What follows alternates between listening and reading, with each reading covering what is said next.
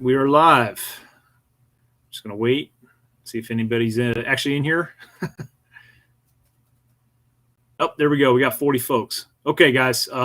First things first, let me just say that our normal live stream that I have with a big panel and everything, I had another commitment tonight, so I told those guys, asked those guys if they could do tomorrow night, and they all said yes. So tomorrow night at 1900 Central will be our normal stream with the panel. Okay, what I wanted to do tonight is just kind of outline what's going on with this channel for the foreseeable year, right? So obviously 2021 just ended. We got 2022 starting out, and the first thing on the block here is Winter Forge. So with that being said, I'm going to bring in Cole Salmons. Cole Salmons is the head honcho over at the SNS Training Solutions. He's the one whose company's putting on the Winter Forge training event, and this is the third year that they've done it, and it's essentially an annual thing. Nobody really trains in the winter. I don't know why. And as far as force on force, I've never seen another school or course or anything that does force on force, particularly with miles gear, quite like SNS has done this in this Winter Forge training. So I'm looking forward to it, guys. It's coming up here with the Martin Luther King weekend. And this week is the last week that you can register for the course. So Cole is a U.S. Army veteran. He's also a Green Hat instructor at the One Shepherd Leadership Institute. Just a wealth of knowledge, great guy, and welcome to the channel, brother. Hey, thanks for having me on, Brent. All right, so like I said, I brought on to talk Winter Forge. All right, try to get some excitement, and then we'll kick and talk about Winter Forge for a while, and then I'll talk about other stuff related to the channel after this. But I wanted to bring him in and give him the time to tell some of you guys that are watching right now what Winter Forge is all about and how you get involved.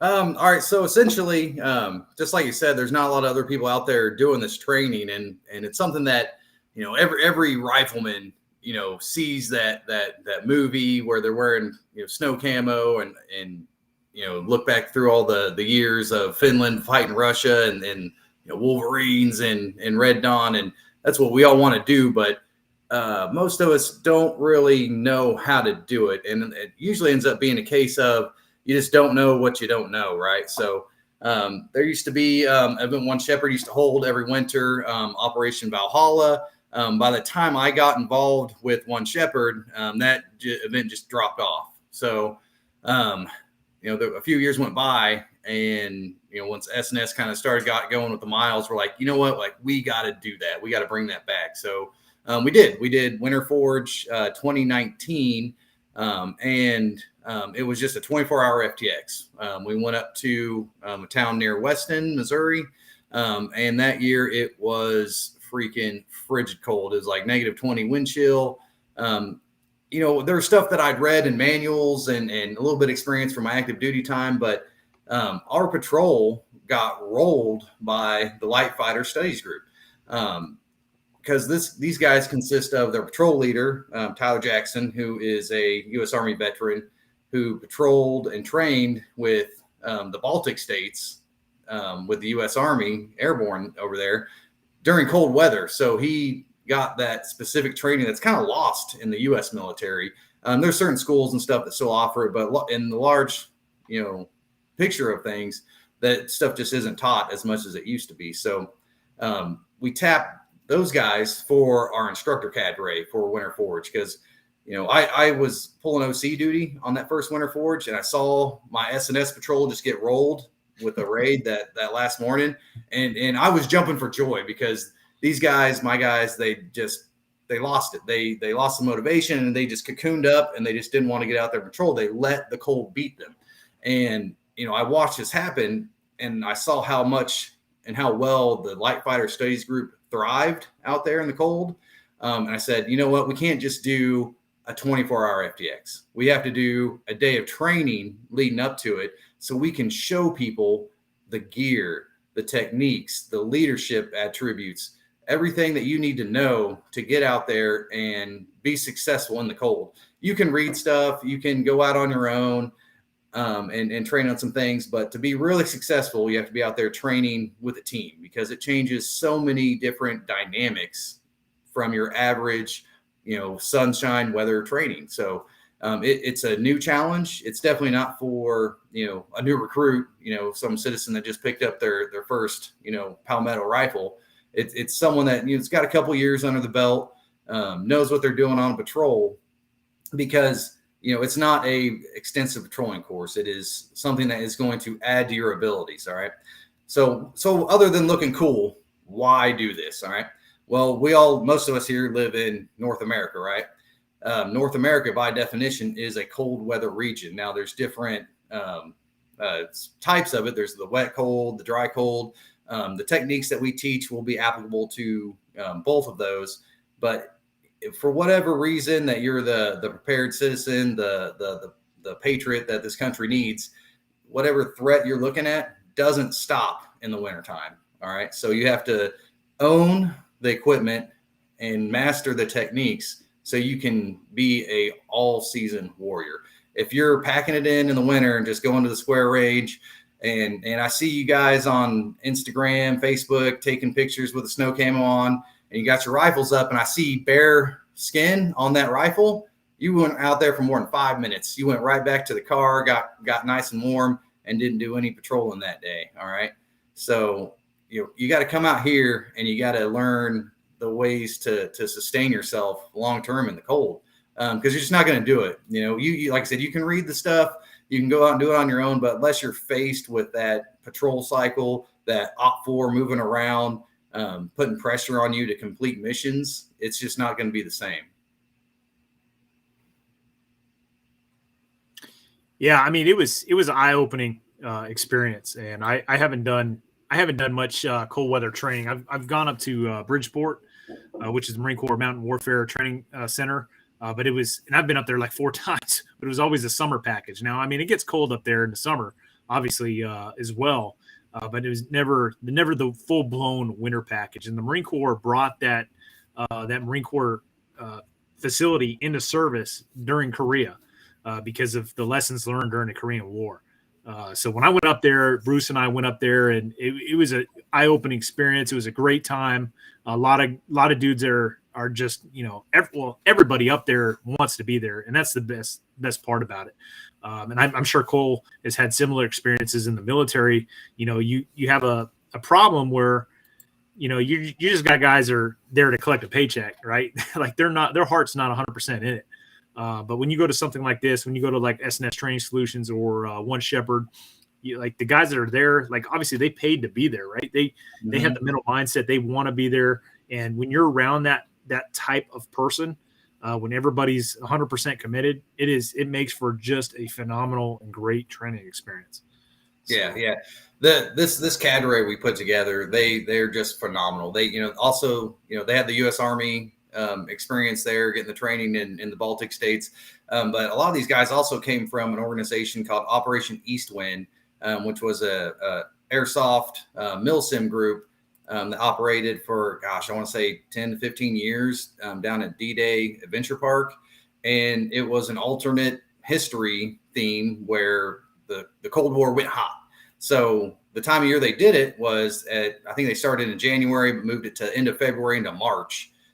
Down in Oklahoma. So they were doing cold weather training for years and getting this stuff trained on NATO equipment, East German equipment, West German equipment, just to create that cool alternate history battle. I mean, these dudes had like legit tanks and airplanes flying over. Like it was a huge thing, and they ended it before I had a chance to go down there. But we still have that expertise and experience to tap from here at Winter Forge coming up. So, what some of the other stuff I want to say, most out there are inadequately prepared to defend themselves in wintertime.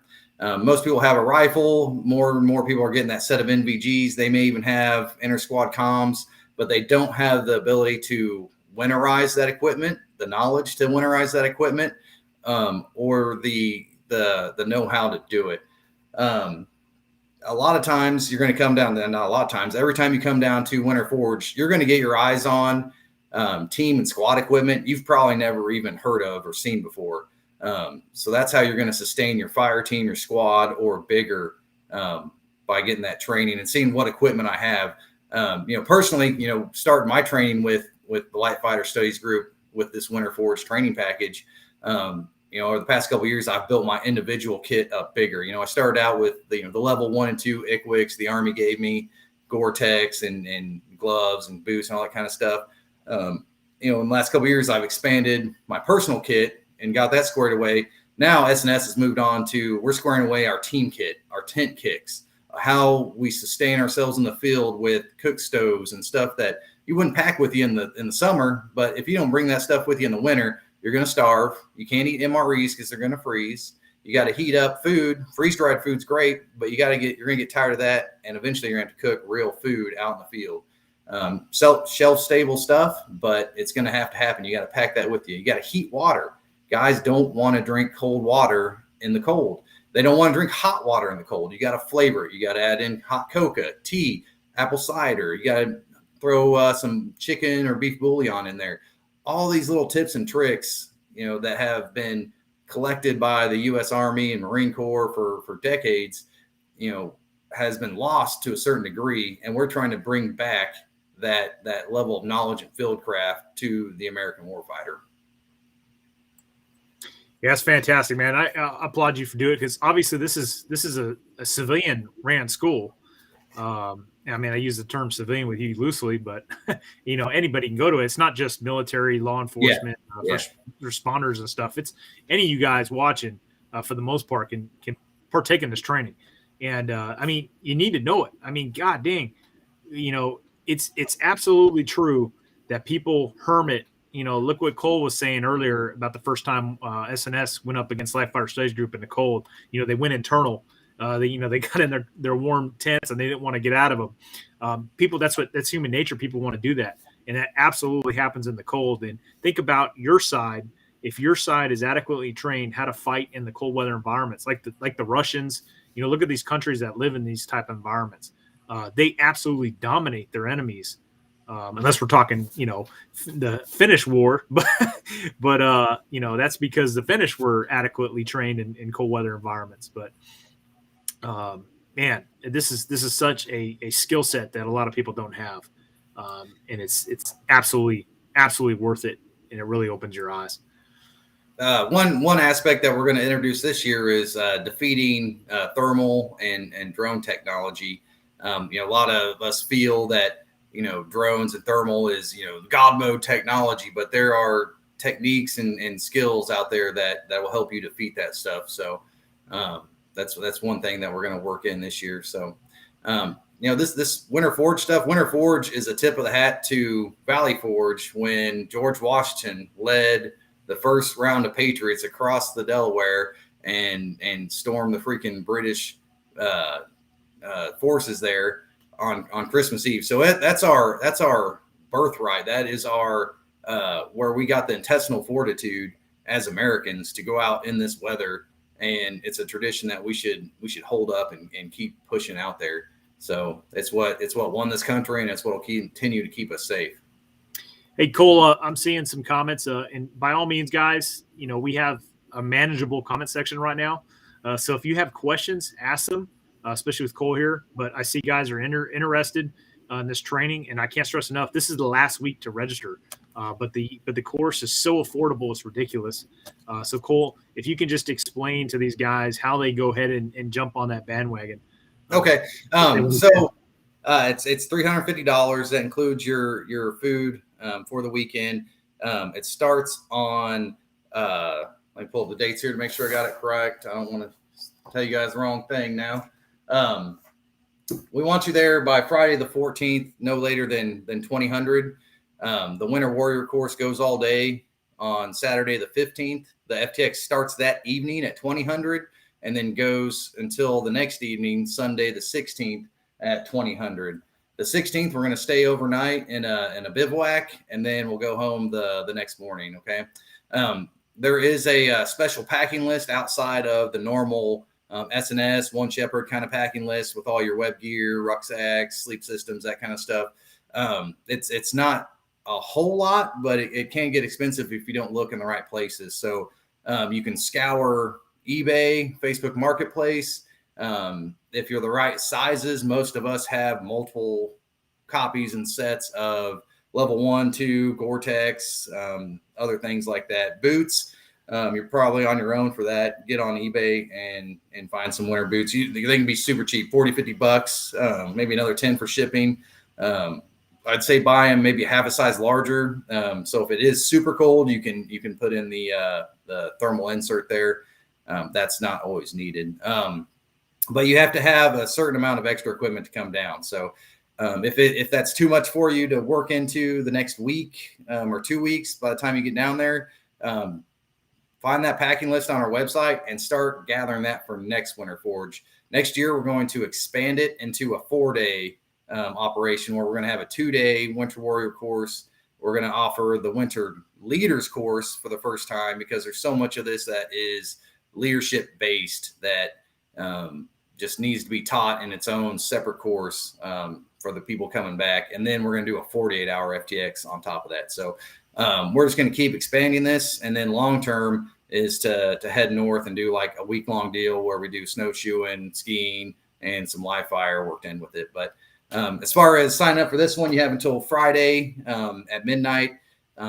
Get on our website, send us an email, Facebook message, call us, and see what equipment you have, what you need, and what we can give you, and what you'd have to buy before you came out. Cole, can you touch on this question real quick? It says, what are the uniform requirements for Winter Forge? Your Carhartt, you probably won't want to run. We run kind of a green versus tan uniform requirement. We prefer OCP multicam for OP4, and then our blue 4 uniform is BDU. So M81 Woodland. So just grab one of those uniforms, and most of us already have that. But you can also do OD. We'll put you in with the Woodland side. Back behind me, you can see I've got the UCP dyed brown for the level 5. You can get a level 5 soft shell for $100, top and bottom usually. Dye it with RIT natural fiber dark brown, and you've got the soft shell for next to nothing. You can also dye the UCP Gore-Tex with the synthetic and get into cheap Gore-Tex that way. I bought a set of Army Equix Gore-Tex UCP for like $60, whole set, where OCP you're going to pay $200 to $300. So we'll work with you. We're not going to be uniform Nazis because we want you guys to have the training, but you still got to have the right equipment. I don't care what color it is necessarily, as long as it's not like bright green or orange, but you got to have something that's going to keep you dry and warm. But get with us on a per item, per case basis on what you can swap out. We know there's a lot of other gear out there that may be better than the ICWIX and the civilian market, and we're fine with swapping that stuff out as long as it meets some kind of color guideline and fills the role that you're trying to swap it out with. I think the key word here is they'll work with you. Just contact them so that they can make sure that everything jives. Right, so they can put you on one side or the other. I was doing a gear video, and before I talk about my video, I want to say that Cole's actually done a video already on basic necessities of what you need. Like he's not talking, hey, this is what I recommend. It's like this is the basics of what you need to go to this course. He's already done that video, and he's also already done a how-to video on dyeing at UCP, and it's camouflage effectiveness in the fall winter time. So make sure you go over to his channel. Is your channel just SNS Training Solutions? Yeah. So make sure you go over that. But I'm a little late to the ball game. I've been working my ass off trying to finish the 40th anniversary semester of One Shepherd FTX video. It's an hour and a half long. So I've been working my ass off trying to get that done. I've been trying to get this SNS gear video, my gear video done. I just filmed it today. So I'm going to work on it tonight, and maybe I can get it up and running in the next day or two. What I want to say is if you're trying to jump in on this Winter Forge, you're probably not going to be able to order this stuff off of eBay or any website, but you still can go to a surplus store, and the same rules kind of apply. Like nobody wants the UCP stuff. Nobody wants that foliage green looking stuff. That cold weather gear is going to be dirt cheap. Yeah. And you can Facebook Marketplace, like search locally. A lot of times you get people that just got out of the service. They had some of that UCP from when that stuff was still being issued, and the wife wants that stuff gone. They want it out of the closet, and they'll sell it for $20-$30. Just come up and pick it up locally most of the time, if you don't have time to get it shipped to you. So Facebook Marketplace is kind of like a hidden gem that hasn't been fully like monetized like eBay, to where they're just trying to kind of run the price up on everything. So get on there too, search your local surplus stores and come on out next week. Yeah, Kohler's another question for you. It says, what are you guys running for combos? I know it's a little bit different than One Shepherd.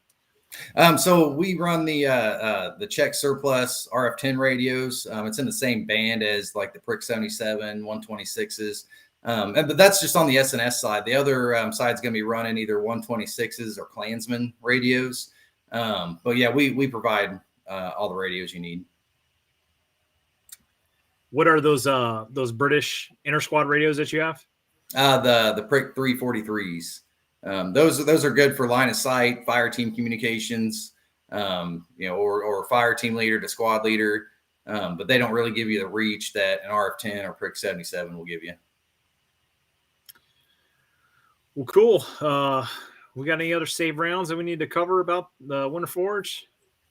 I think that's all I had written down. Just don't be a sunshine patriot and get out and be lethal in every season that is in North America.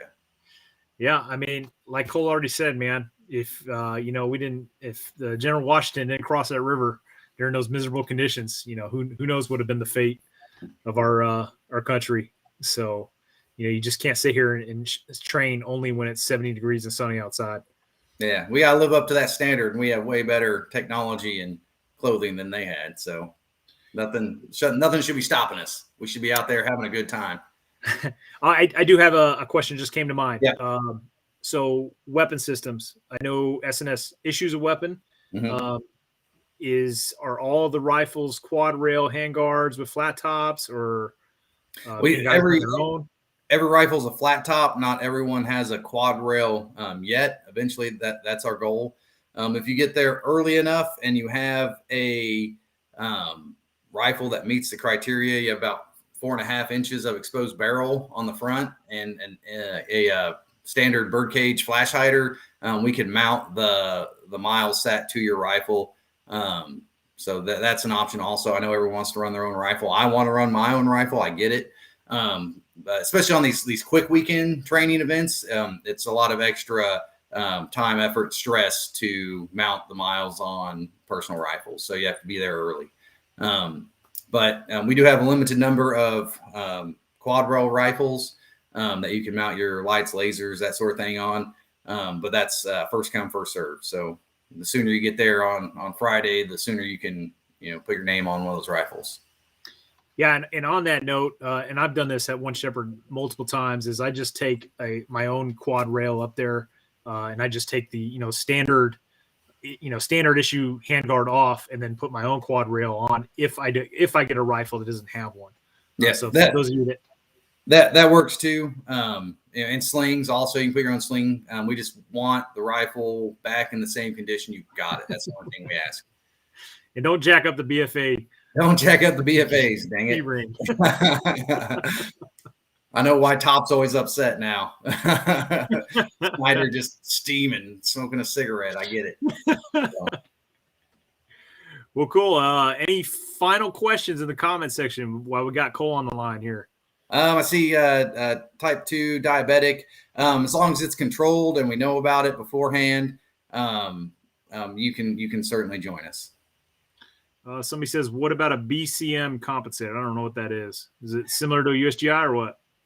I've seen some that are. If it accepts a M or a blank fire adapter, then yes. Or if you can spin it off and put a bird cage on there, that's also an option.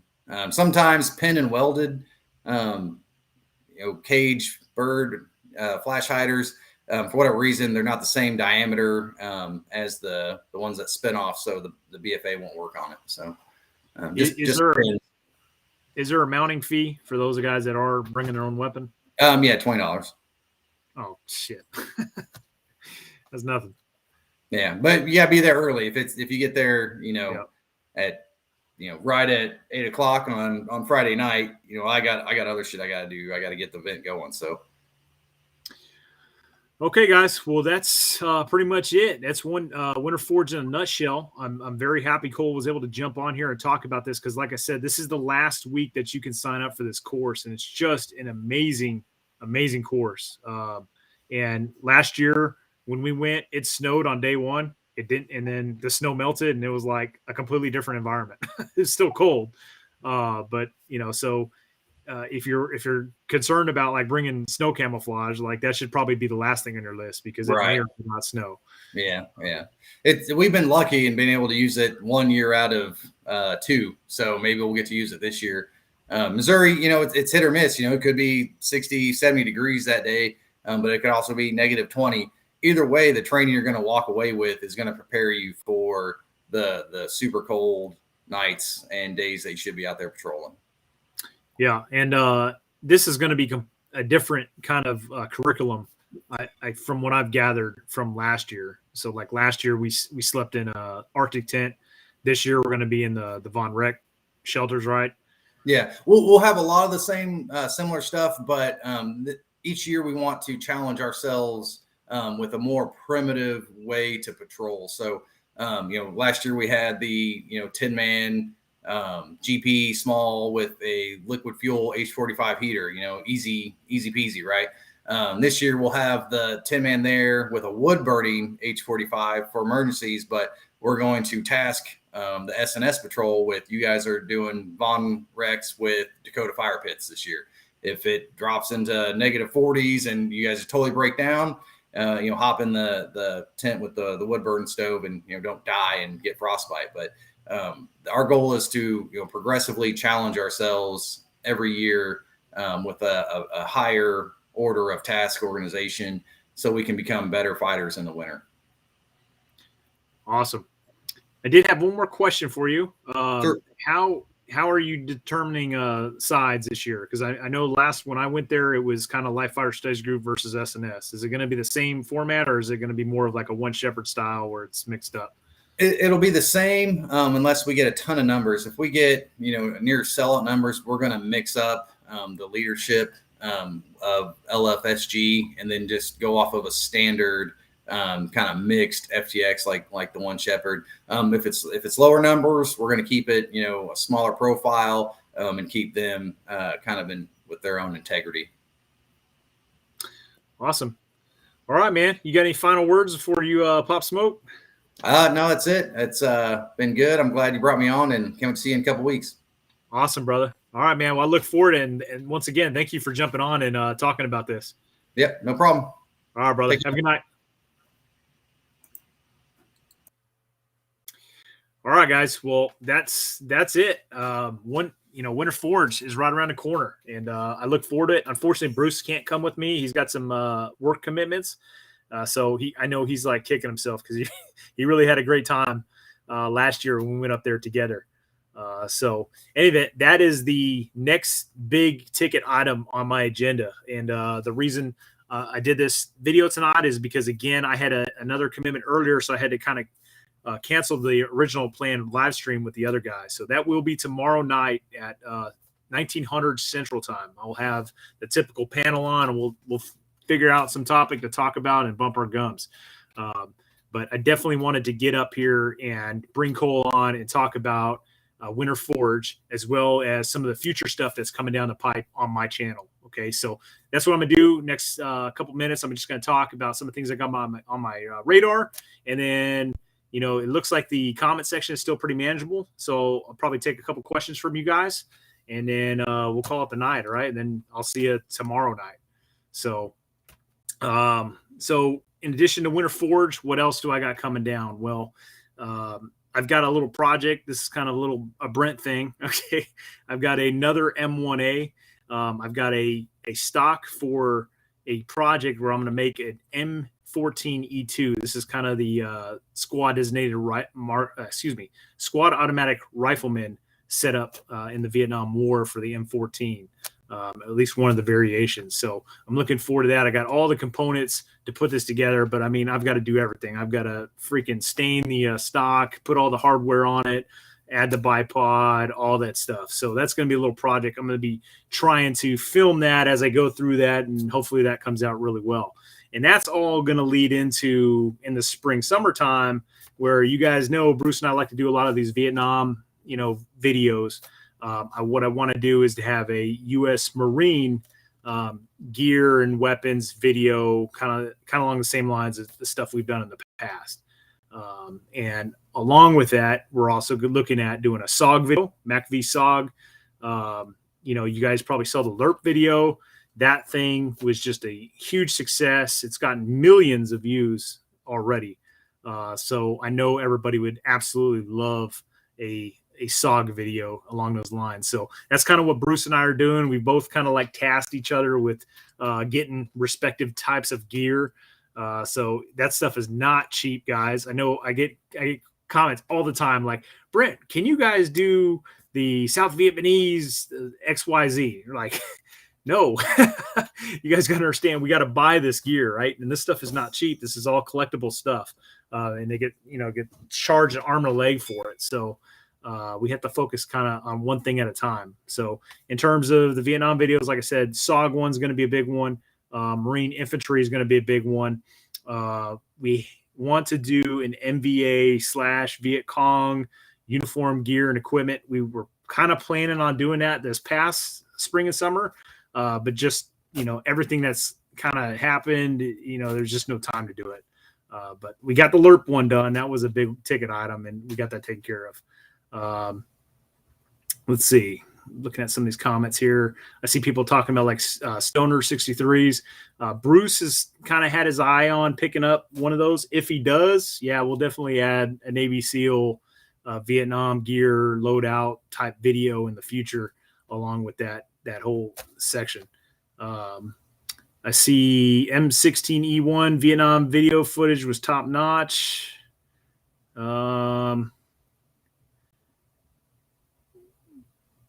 Yeah, so I mean, we're really looking forward. Bruce and I definitely love these Vietnam videos. Another one I want to do is Korean War, and honestly, we've got everything for that, guys.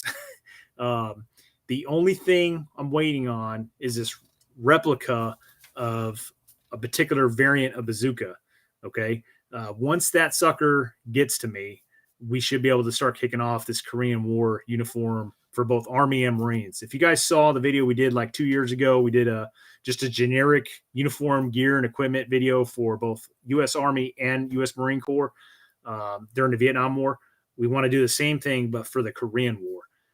And again, I'm just waiting on that one little thing. I've been waiting for months. The damn thing's been on back order. So once I get that, that's going to be another huge project that we're going to work on. Let's see what else I got written down here. So yeah, so that's kind of putting all the historical stuff in a nutshell on what we got coming down the pipe. Other stuff, I got some primary arms optics stuff I got to do. They got the Cyclops, the new Cyclops, not the old one. They got a newer model, and it's kind of weird because some of these newer primary arms optics are all in the same housing. Like the 1X power Cyclops is in the same housing as their new 3X, which hasn't came out yet. But it's just in the same compact package. They're really awesome little optics. So I got to do full blown reviews on those. I haven't had an opportunity to get out and shoot with them. I did do like a kind of, intro to that stuff the other day that you guys can go on my channel and check a look at. I showed them all side by side and stuff. But as far as actually going out to the range and shooting with them, I haven't done that yet.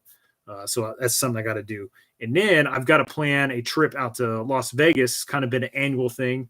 We've done this the last 2 years. I've gone out there with Bruce, and we go out there in the desert and shoot with him. And it's always just a fantastic time, just engaging targets at great distances, at least pushing out that 5.56 as far as we can go. One Shepherd, a lot of stuff with One Shepherd coming up. I anticipate attending at least 2 semesters. One of those is going to be a Bravo company. So Bravo company, East Coast, West Virginia. I definitely want to go to one of their semesters. And then I definitely want to go to one of the Missouri semesters. So probably one of the spring and one of the fall semesters at one of those respective companies.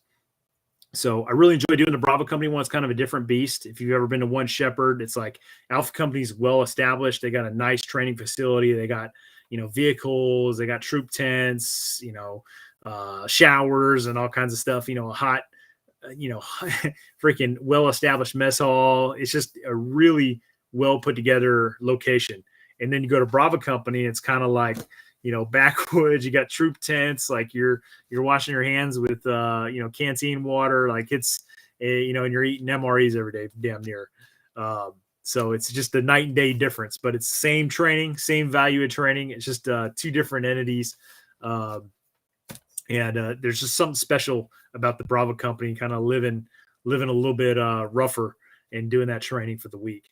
So, yeah. So like I said, I definitely want to do one training semester with both Bravo and Alpha Company, one Shepherd. Let's see. I think that's pretty much all I got on my radar. Well, no, Camouflage. I saw somebody earlier posted that they like Camouflage Fegness videos. Obviously, I do those when I can, guys. As far as patterns that I have, I've got two Chi-Com patterns that I've got to do. One's a desert, and I figure it's only a matter of time before we're hooking and jabbing with the Chi-Com, so it's probably best I get these done as soon as possible. But I got one winter-fall pattern of them, and then I've got more of a spring-summer. I probably can do a video on this in the winter-fall as well. It looks more universal, but actually got that from one of the students at One Shepherd. He gave that to me for a video, so that should be pretty interesting. Another pattern I have is I'm kind of putting together some of this Romanian surplus camouflage that's been coming in the country over the last year or so. So I want to put a full uniform together with that stuff and do one of those videos. So those of you that like that, Where's Waldo format, got a few of those coming down the pipe. What I want to do now is go ahead and turn to some questions. So if you guys got some questions you want to shoot out, I'll go ahead and respond to those. Let's see. What do we got here? Any X camo? No, I do not have any X camo BDU. Sorry.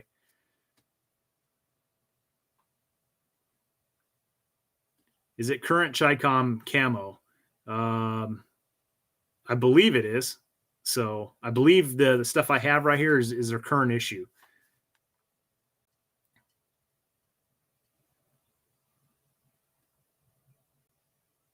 Do I still use Tiger Stripe?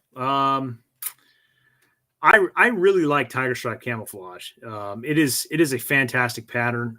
You'll hear guys shit on it all the time. They say there's too much black in it, this, that, and the other. There's no black in nature. Well, when I look out in the woods, I see plenty of black. Right? It's the shadows. Okay. I mean, fuck, are shadows not natural? So the argument there is, you don't need artificial shadows. The environment will create their own shadows. But I've always found Tiger Stripe to be a pretty effective camouflage. So do I wear it? Well, it depends. When am I wearing camouflage? Well, when I go up to One Shepherd, I'm wearing camouflage. When I'm, in the Marine Corps training, I'm wearing camouflage. Well, I'm wearing Marpat there. When I'm at One Shepherd, I'm either wearing OD or, Woodland. So I personally, when I find myself in the woods doing operational stuff, unless it's filming for a specific video, like there's really no time to wear Tiger Stripe camouflage. So I know that doesn't really answer the question, but I still think it's a very valid camouflage. And speaking of that, I saw a post by a company called 0241 Tactical, who's a U.S. Marine veteran, and he's actually recreating the Tiger Stripe camouflage that the Marine Corps put in a trial against Marpat back in the early 2000s when they were looking at it. And from my understanding, at least is what I've heard from the grapevine, was that it actually performed a little bit better than the original Marpat. But the Marine Corps, when choosing these patterns, was wanting to go with something essentially new, and they didn't go with the Tiger Stripe variant. But long story short, he is recreating that Tiger Stripe pattern that apparently the Marine Corps was looking at and testing and evaluating back then. So you guys can go over to his page and check up the updates on that, or follow him on Instagram. But like I said, I just saw that on his Instagram post. It was either today or yesterday or one of those days, but that should be pretty interesting stuff. Let's see. Yeah, Christopher Larson's on here. He's talking about bringing back Tiger Stripe. He's a big fan. So early on in the 80s, he told us that they used to have tiger stripe camouflage essentially for the Blue 4. So instead of using woodland, the Blue 4 wore tiger stripe camouflage. So thermal camouflage effectiveness. Well, I don't know how that's going to go, guys, because essentially the way to defeat thermal is, using defilade or being under significant amounts of, foliage to cover. There are actual suits intended for, defeating thermal capabilities, but those are very expensive. And, as a civilian, good luck getting your hands on those. You can make fighting positions camouflaged from thermal detection, or at least reduce it by using like the Mylar tarps. And we went over that at One Shepherd. You can check out, it's the Warrior Advanced Course video that I posted a couple months back over this past One Shepherd training semester, 40th anniversary. But they talked about using the Mylar tarps to help defeat thermals. So, I don't know, a thermal effectiveness video. I don't know what you want me to do. Like get underneath the Mylar tarp and film that. So, thermal, it's a great capability, guys, but it's not God vision. Okay. It can be defeated by using, micro terrain and using the vegetation and stuff to your advantage.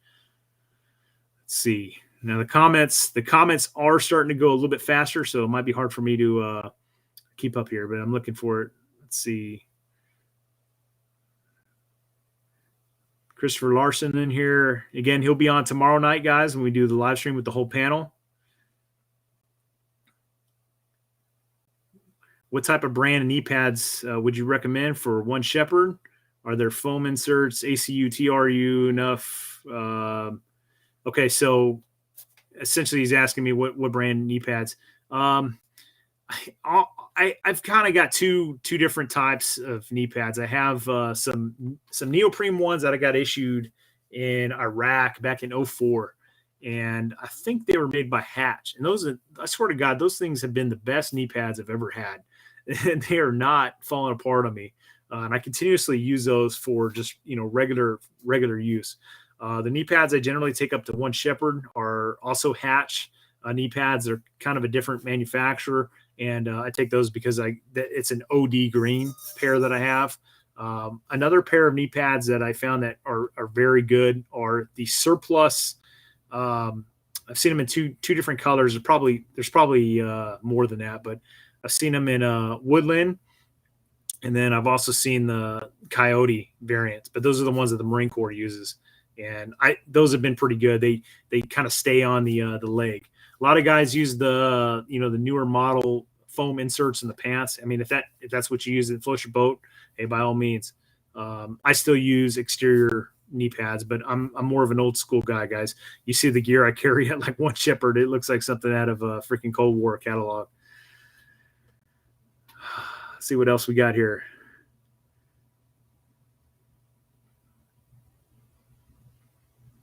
Christopher Larson, Hatch, or an isomat.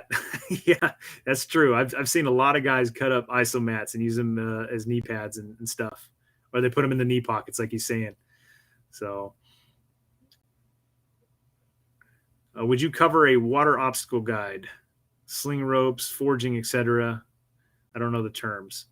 That's not really my area of expertise, guys. I don't want to get on the camera and start talking about, and trying to make shit up. So I have been up to Bridgeport Mountain Warfare Training Center. I do have a video from, it was several years back, maybe 5 or 6 years ago, of us doing some training up there. I don't know if I got on camera any of the instructors talking about that, but I do have some video of Marines, forging rivers and, rock climbing and stuff like that. And possibly even tying knots and things of that nature. There's one thing that's great about YouTube, guys. You can go on there and find a subject matter expert over damn near anything. Okay. Obviously there's a lot of fake guys out there, but you should be able to figure that out pretty quick just by watching their videos, whether they sound confident or not. But there's a lot of subject matter experts on damn near anything you can think of. So, what is my ultimate favorite camo? That's a loaded question, guys, and I can't answer that because I've got a lot, right? I am not of the belief that there is a one-size-fits-all camouflage for every environment. I believe it's a very specific camouflage for each environment. I found several that are very good in certain environments, and several that just aren't that great, but I know they work other places, right? One pattern that has worked very well in my area over the years that I thought was ATAX FG, the green variation of ATAX. Well, guess what? They stopped making that shit. So I always thought that was a great camouflage pattern, and you guys should be able to tell that, because when I do the Infantryman's Guides videos, I typically am talking in the spring and summertime when I'm filming during that time of year, wearing those particular utilities. Some of the patterns that I found work great here in North Texas during the fall winter time frame. The Pencott Badlands has been a fantastic camouflage pattern, and again, during the Infantryman's Guide videos, you'll see me wearing those camouflage patterns. But I've done like 100 plus camouflage effectiveness videos. I've tested so many patterns. There are so many that do fantastic jobs and would all work. So can I say that one's better than the other? There's definitely patterns that perform better than others. But there are several that just, they perform very well. So, when you're saying, hey, is this one better than this one? When they're performing well, it's kind of nitpicking. Because it's like, that when I film those videos, guys, I can't control God, right? I don't control the lighting conditions and everything else. It's whatever the setting is, how the sun is, if it's overcast, if it's full blown, full blown sun out and it's casting a bunch of shadows in the woods, like that's how I'm filming that day. So that those lighting conditions could benefit one camo better than another. ATAX FGX is a good pattern. It's one of the comments put out. That was pretty good. I did do a video on that as well. That one is very similar to Tiger Stripe, I thought. So Christopher Larson, he's responding to somebody. He says One Shepherd does teach special purpose attacks such as ambush, raids. These are pertinent to coin. But for an actual insurgent warfire course, look to Polaris. So, hey, and I got to tell you guys, if you're going to go to One Shepherd, I'm telling you, raid and ambush STX is a good one to get on. So if you don't know about One Shepherd, it's kind of teaches in cycles, right? And you can figure out which semesters are teaching which, and that raid and STX.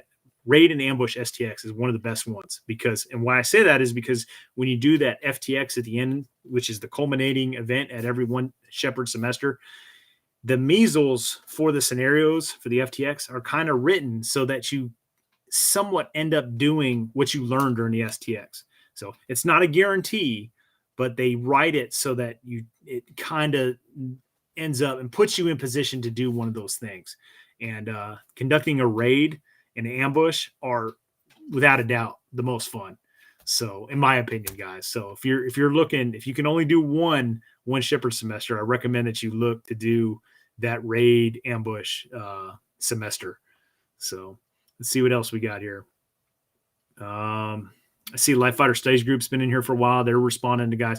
They're subject matter experts when it comes to cold weather stuff. And they were at the 40th anniversary One Shepherd semester doing recon for my guys on the OpForce side. And so they're great. They're going to be out there at Winter Forge doing their thing, guys. Any thoughts on trying to make your own camo BDU? No, no, guys, I got so much going on in my life. I work full time. I'm also in the Marine Corps Reserves. And then I got this YouTube stuff. I just spent 2.5 days working on the FTX video for One Shepherd, guys. It's an hour and a half long. I've had 4 days off this week, and I spent 2.5 of them working on a freaking video for YouTube. So yeah, my free time isn't always the most. Urban warfare would be a nice one of the comments by Jerry J. So here's the thing about urban warfare, guys. I don't have access to a mount facility. And the other thing is if you've ever spent any time in a infantry unit and you go to do mount training, you will notice that everybody is a mount instructor At least that's the perception you're going to get. Everybody has their own way of doing stuff, and everybody wants to do it their way. There's 100 million different ways to do stuff. And if I do a mount video, I'm going to have freaking 500 people saying, no, it's not how you do it. We do it this way. Well, yeah, maybe so. All right. But, I was trained this way. Okay. But somebody else was trained that way. So mount's one of those things. It's like, there's a whole different, way to cut the pie, and everybody's got their own take on it. So you can go on YouTube and find whatever high-speed Navy SEAL instructor you epitomize, and copy his technique. So if I ever did a mount video, it would be bare bones infantry tactics. It's not going to be some high-speed SEAL Team 6 freaking Zero Dark 30 fucking clearing techniques. It's going to be how grunts do this shit. I remember we had the good doc on here, and he was talking about mount in an infantry environment. It's like, yeah, fatal funnel. Yeah, we blow a freaking hole in the side of a building with an M1 Abrams, and then the whole squad funnels into the room through that freaking breach that the Abrams just shot through it. So, let's see. Jerry says he's not talking about CQB. He's talking about classic military stuff. Army and USMC do it different, and it's just apples and oranges. They're different, but do the same thing. Yeah, I mean, there's a lot of truth to that. And you can just look at the composition of, like Army squads versus Marine squads. Hey, our mission is essentially the same, right? Locate, close with, and destroy the enemy by fire and maneuver, and repel their assault by fire and close combat. Okay. But yet, here we have the same essential mission, but our squads look different, right? Marine Corps has a 13-man rifle squad, and the Army has like 9 or something like that. Let's see what else we got here. One guy, American Patriot, says, I would like to see multicam tropic, and the snow camouflage for every branch of the military too. So I have done a multicam. I've done multiple videos on multicam years ago. I've also done a multicam tropic video. As far as the snow camouflage, I did this past winter. We had snowpocalypse here in North Texas. So it hasn't snowed in Texas for like 4 or 5 years. And then all of a sudden we just get this massive blizzard that was just fantastic. And I took the most I could out of that experience. Right. So I did, I think 4 snow camouflage videos. And then I did a infantryman's guide over snow camouflage. So if you haven't seen those yet, be sure to check those out. I don't know when it's going to snow again here in North Texas, but I did what I had. So let's see what else we got. Brent, why did the Army do away with the Bradley fighting vehicle? I didn't even know they did away with that. If they did, it's probably the same reason that the Marine Corps is, trimming some of its stuff. Right. So the Marine Corps is completely revamped, guys. We're getting ready to fight the Chinese. Okay. And the Commandant of the Marine Corps came in, and they have a force design, looking at how are we going to fight China. And the Marine Corps, we don't have unlimited money. So the Commandant looked at our funds and said, okay, we'd love to keep all this stuff, but we have to do this in order to fight the Chinese effectively in the Pacific. And so one of those things they had to do, one of those hard decisions they had to do, is divest of our tanks. So the Marine Corps got rid of all of our tanks. We have no more tanks. And the reason for that is because all the money that went into those tanks, and, money towards training and equipping those tanks, and plus tanks take up a lot of space on, our ships, our LPDs and whatnot. All that money's going towards different stuff, littoral concepts and, anti-ship missiles and different ways. And they're also trying to look at revamping the Marine Corps infantry. I mean, they're already in the process. This has been going on for a while now. Revamping the Marine infantry squad. We're going to be essentially smaller, faster, with more capability though. So they're also getting rid of individual Marine MOSs. So you look at my YouTube channel name, Brent0331. Well, 0331 is actually the MOS for machine gunner. The way the Marine Corps did stuff was you went to the School of Infantry, and then at the School of Infantry, they assigned you an MOS, an infantry MOS, if you were a grunt. So, if you're just an average Joe, well, this is back when I was a young Marine, this is how they did it. If you were average Joe, you go to SOI, you're going to be an 11. They're going to say, yeah, you're a rifleman. You're average. Look at you. If you were a big meathead like me, they're going to be like, yeah, you're a machine gunner. And then they're going to give you an M240 or a freaking 50 cal, Mark 19. And that's how it goes. If you were a little scrawny guy, but really smart, you're going to be a mortarman. All right. And then if you were just average Joe, but a little bit smarter than average Joe, you're going to be an assaultman in 0351. So they were going to give you a small, small launcher, and you're going to blow up freaking tanks and buildings and stuff like that. So that's kind of how they did it back in the day. Now what they're going to do is they have you go to the School of Infantry, and it's essentially you're going to learn everything. You're going to be the jack of all trades with the master of none. But at the infantry squad level, they're going to have javelin missiles. Okay, so it's not going to be a specific MOS of knowing how to shoot javelins. Every Marine is going to know how to shoot a freaking javelin. You're going to have drones at the squad level. There's going to be all kinds of stuff. So, I don't think this is a bad thing. At first I'm like, oh man, we're getting rid of our tanks. It's all these changes that are coming down the pipe. But I think it's a necessary step that we have to do when you think of in terms of funding. How are we going to fund this stuff? We have to, get rid of some of the older legacy stuff. And it is what it is, guys. The next fight is most likely going to be against a pure threat, and we have to make ourselves leaner, faster, and smarter with more capabilities. So, and trust me, the tank thing hurt. I remember fighting in the Najaf cemetery against Matada al-Sadr's militia, Mahdi army.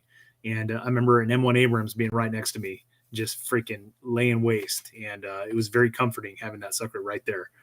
Let's see what else we got here. USMC just waiting to get Army's leftovers as usual. No, that's not true. So if you look back, maybe Vietnam, I would say that perception came because you had Marines essentially in Vietnam were still using World War II style equipment, right? They had the M1941 suspenders, while the Army is already using M1956 stuff. And then, we're still using wire hangers, canteens and things like that, the M1910 hangers. So then, as time goes on in Vietnam, you start seeing Marines getting more gear from the Army because they're drawn from Army supply depots and everything else. But that perception, in my opinion, came from, hey, look, you still have Marines essentially using World War II style equipment in Vietnam and moving forward. And then when you see us go into the global war on terrorism, look at the Marines and how our gear has evolved. I mean, in many respects, we got shit before the Army ever got it, right? So we were the first ones to change the uniform from, woodland utilities. We came out with the Marpat stuff, and then like everybody else followed suit, in their own respective unicorn camouflage. Our gear became Coyote, and we kind of took our own path. So I haven't seen the Marine Corps really use Army type gear in a long time. I mean, we got the M27 infantry automatic rifle. The Army doesn't have that. They still have the SAW. So let's see what else we got here. The Marines and Navy uniforms are usually better quality than the Army, but the Army uniforms do have an elbow and knee pad Velcro inserts, which I like. But the Marine uniforms are just better made. Well, all I can say is our camis, our camis are the same ones that came out in the early 2000s. They haven't changed. Our uniform has not changed, guys, in essentially 20 years. So we have the the combat uniforms that you get when you go on deployment. They got the the combat shirts and combat trousers and the frog, the flame resistant stuff.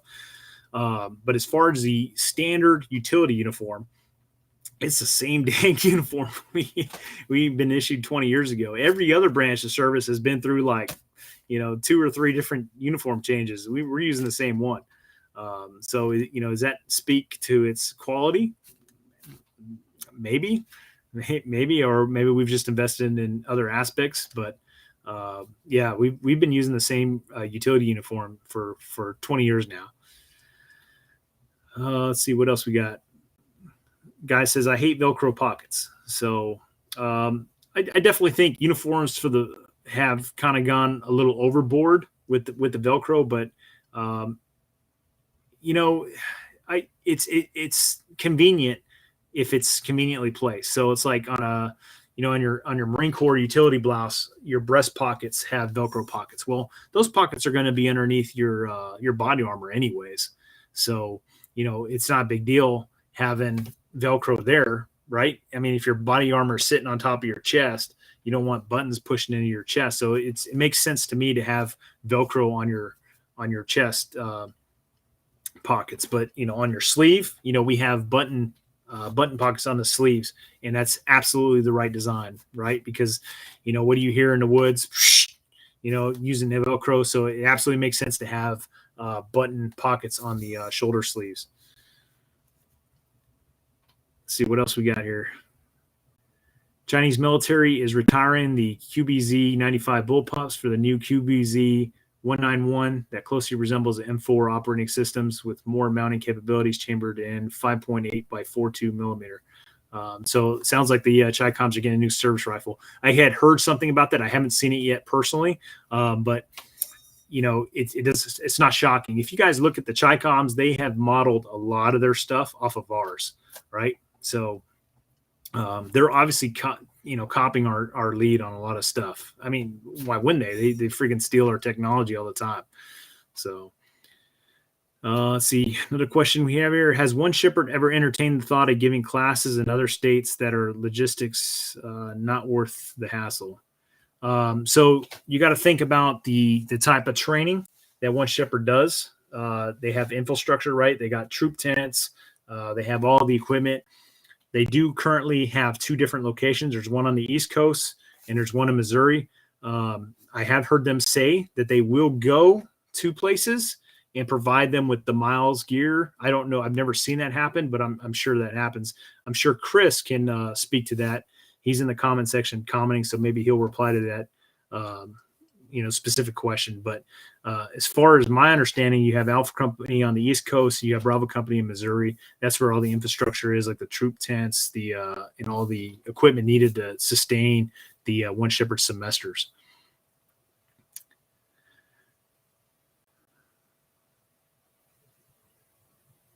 The ancient art of Chinese knockoff. Let's see. Brent, do you think the CCP will invade Taiwan this year? I don't know, guys.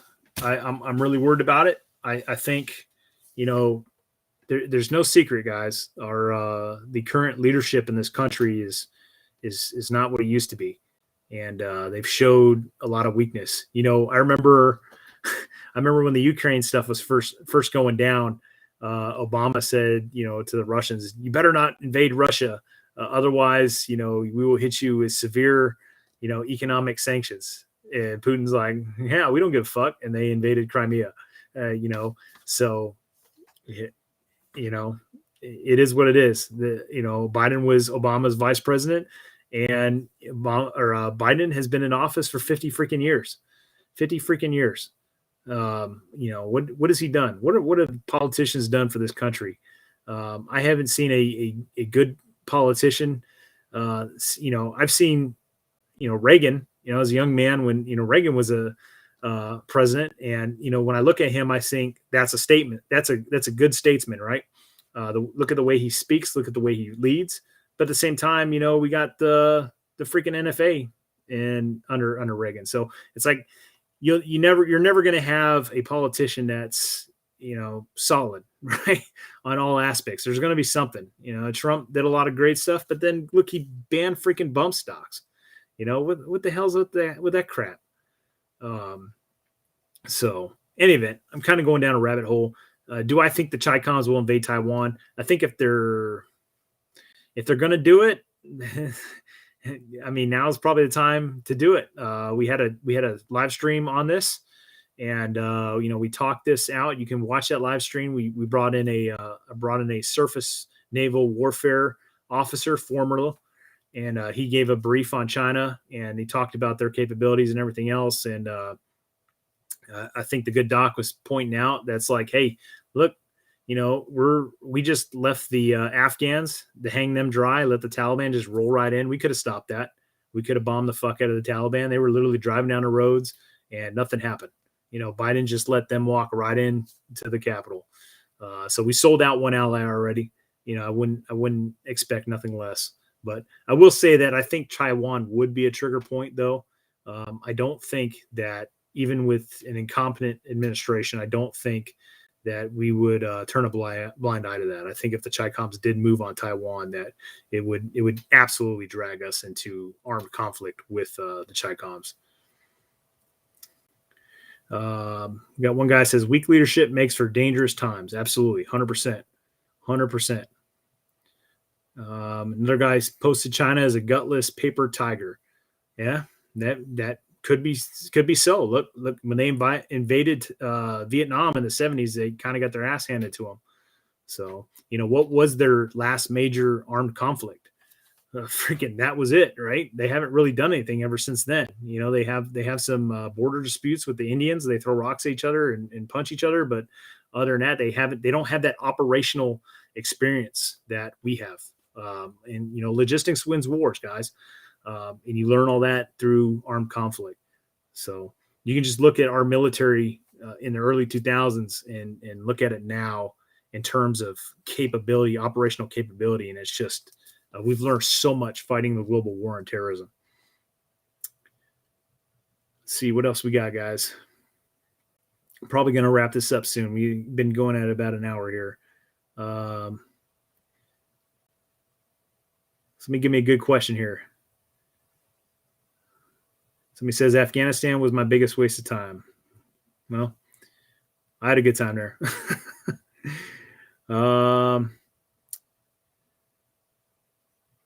Somebody posted, I still cannot get an answer from Primary Arms why they discontinued working with Trigicon and make the ACSS ACOGs. Does anyone know? I don't know the full story. I just know that Trigicon just stopped doing it. So who knows? Who knows what they decided? It's just it's unfortunate. That's actually my primary go-to optic. I have a TA31 with the original ACSS reticle in it, and then I have an RMR on top of it. And that is the optic that is on my Daniel Defense M4V5 rifle. That is like my go-to. If freaking Chi-Com paratroopers start falling out of skies, like that is a rifle I'm grabbing to start, stacking bodies with. So that is my go-to optic. And I love that optic. And it sucks that they don't make it anymore. So I think that's probably more a decision with Trigicon as opposed to Primary Arms. Let's see what else we got here.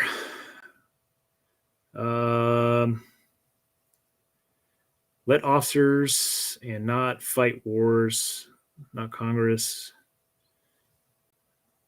All right, so the comments are starting to pick up, guys. Where it's getting hard for me to read them because they're going by so fast. Let's see. We got the woke nonsense in our military, I believe, is weaken our forces.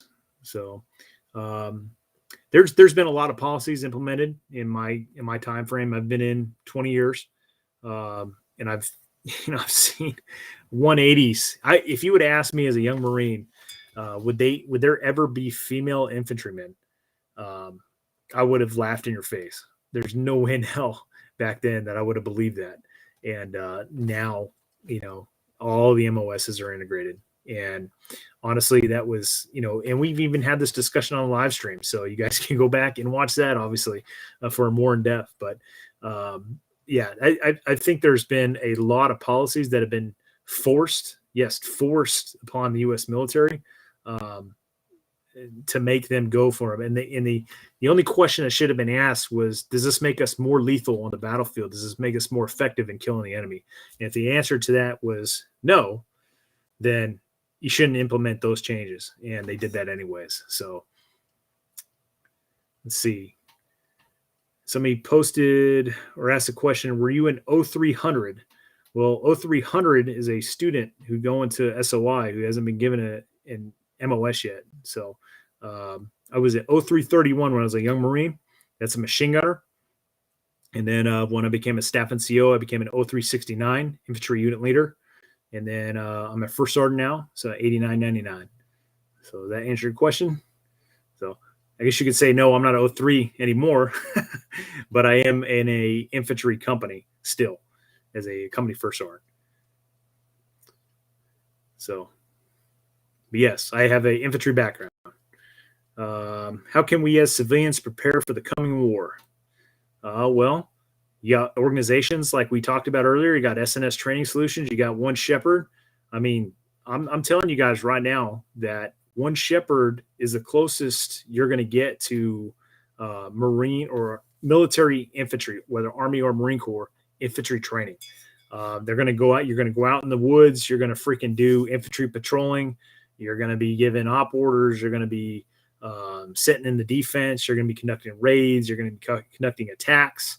You're going to be doing infantry stuff. Okay. I haven't seen other training courses that are like One Shepherd, and One Shepherd uses force on force, and that is absolutely the best kind of training that you can get. Force on force, when you're fighting against a living, breathing, thinking enemy that is trying to win itself, right? There's no better training than that. And One Shepherd really maximizes that, and you have the human factor in there, right? No sleep, freaking you're getting rained on, right? You've been operating for days. I mean, it's just an amazing opportunity to get that training. One question that says is One Shepherd in Texas? No, One Shepherd is not in Texas. I will tell you that the good doc tried to reach out to me a couple years ago, trying to, probe to get a company started here down in Texas, but I don't have the land. I don't have the facilities to do that stuff or the time for that matter. So maybe after I'm retired and I'm able to get more property, maybe, there might be a Charlie company or freaking by that time Delta or Echo company in Texas. But currently there's only two One Shepherd training companies. That's Bravo Company in Missouri, or excuse me, Alpha Company in Missouri and Bravo Company in the East Coast in West Virginia. Question is, are you active? No, I'm not active. I'm reserve. Serve in the Marine Corps Reserve. I used to be active duty back in the day, but I've been in the reserves ever since. Let's see. Can people help pool money? No, I do not take handouts. I do not take donations or any of that stuff. I don't have a Patreon or anything like that. I appreciate the offer, but I just don't do that. I do make money off of the ad revenues from YouTube. Also, if you go through on every video in the comment section, in the pinned comment section, I have links, right? If you go through those links, it gives me credit for a sale, kind of like a commission. So that helps support the channel, guys. So if you're looking to support the channel, just by watching my videos and you see the ads, going on and stuff, and going through those affiliate links, you help support this channel, and that's how I get stuff to make future videos. But I do not have a Patreon or anything like that. So what else we got? One question says, reserve is still uniform service under DOD. Yes. You have active duty and you got reserves, and reserves can be activated at any time to an active duty status to deploy overseas or to do whatever needs to be done. I actually deployed to Afghanistan while I was in the reserves. So they mobilized my battalion back in 2010. I was with Bravo 123, 1st Battalion, 23rd Marines. They mobilized us, and we deployed to Helmand Province, Afghanistan during that time. So we were a reserve infantry battalion, mobilized to active duty, and sent to Afghanistan for a deployment during that time frame. What's your favorite sniper rifle? I am not a sniper, so that is one aspect of marksmanship I'm not fully spun up on. So I know you can go over to AK Operators Unit. I believe he's a Army sniper in the either reserves or National Guard. I'm not sure which one, so don't quote me on that. But I know he's got a sniper background, so you can go over to him and check out his stuff. Let's see, Brent, will you ever bend the knee and sell your soul for very rare uniforms in large quantities, surplus ammo? Guys, I have, okay, so I buy when the buying's good, okay? When Trump was president, I bought thousands and thousands of rounds of ammunition. Okay. I did not wait till the election. I knew this was all coming. Okay. So I bought thousands of rounds of ammunition. I've typically lived by the motto, when it pops up and it's good, you need to buy it, and don't sit on it because the price is never going to get lower. That's typically been true.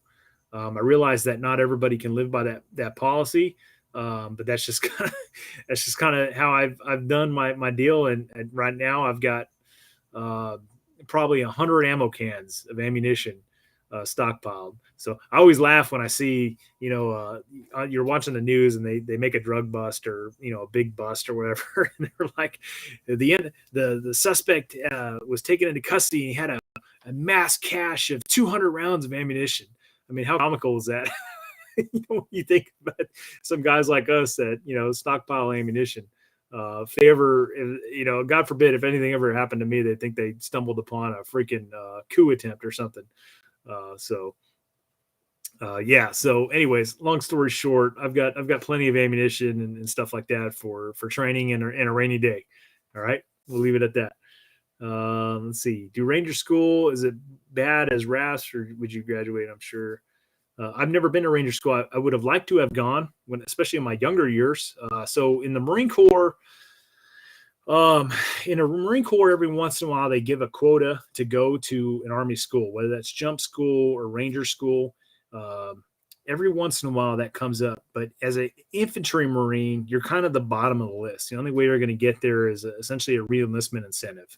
And once you promote so high, the Marine Corps knows, like, they don't need to give you an incentive. They know you're going to stick around till you're 20.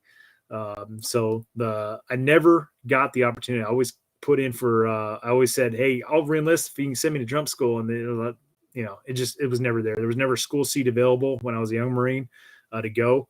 And then by the time I became a gunnery sergeant, it was like, yeah, they ain't offering that stuff because they know they got you. When you've served so many years and you've achieved a certain rank, those re-enlistment incentives go away. So I never got to Ranger School is one of those, though, that every once in a while they'll send a Marine to that course. A quota will come up for an infantry Marine to go, and that's one I never got to go through. Let's see what we got. What are your thoughts on the new M18 service pistol? I just got one from my grandpa for Christmas, and I really like it. So I don't have any experience with the new M18 pistol as a reserve Marine. Like, I'm gonna get the last end. All right, so like they're gonna outfit all of active duty Marine Corps before any new shit comes in. So I have no experience with the new service pistols. So sorry I couldn't answer that question better.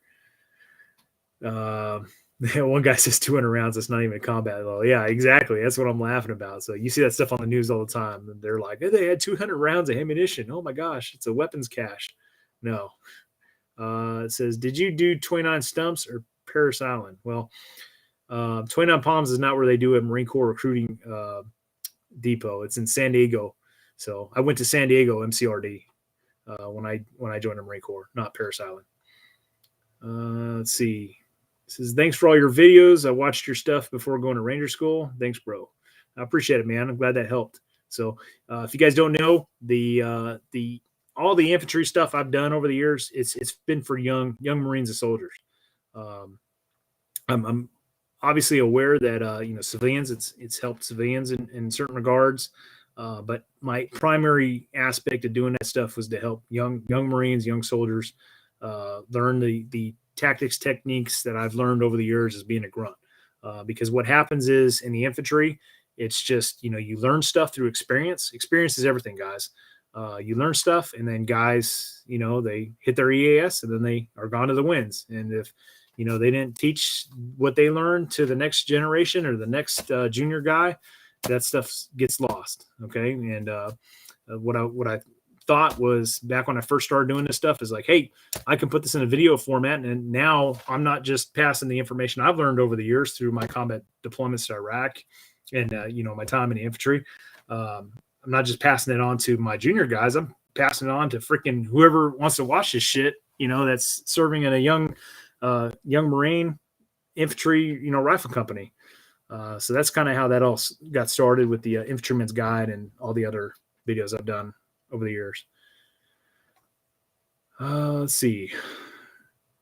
Thank you for your service on the War on Terror from a survivor of 9/11. I appreciate that, brother. So I remember watching 9/11 on TV, man, and I just prayed. I prayed that I could go and get some for payback for that. So let's see. Your battle drill videos are awesome. They get overlooked too often in the tactical world. Well, again, I appreciate that, fellas. Being a regular infantryman isn't sexy.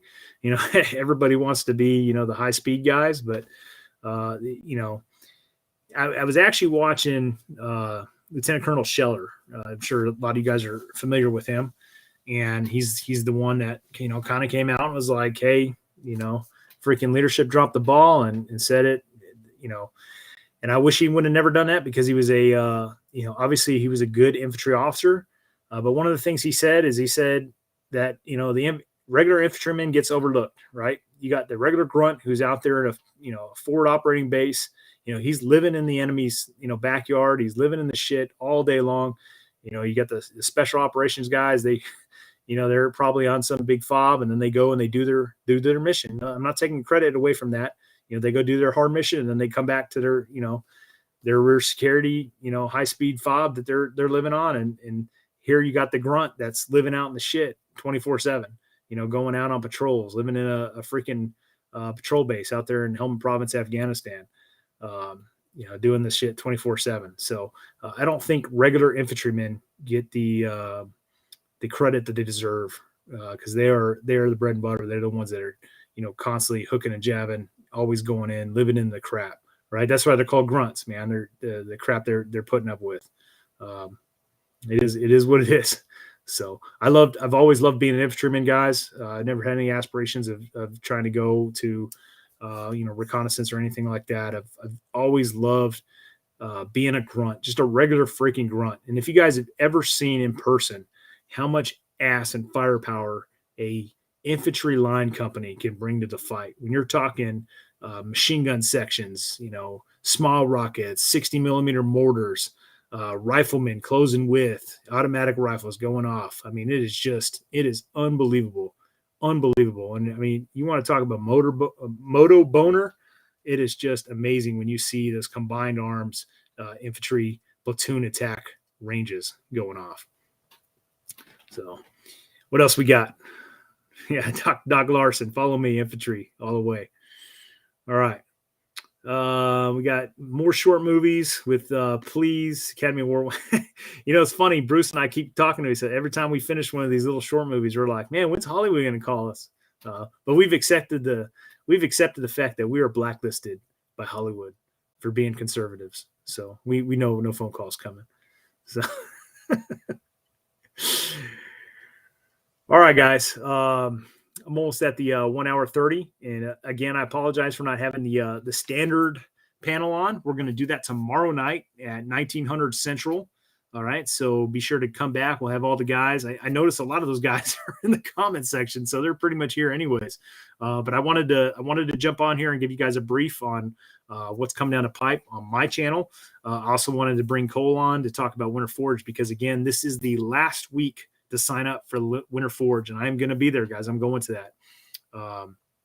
So I greatly look forward to that. I appreciate the back and forth dialogue with the guys watching and commenting on this video. And yeah, I'll see you guys tomorrow. Don't forget, check out Winter Forge at SNS Training Solutions on our website. So with that being said, guys, have a good night. Semper Fidelis, and God bless America.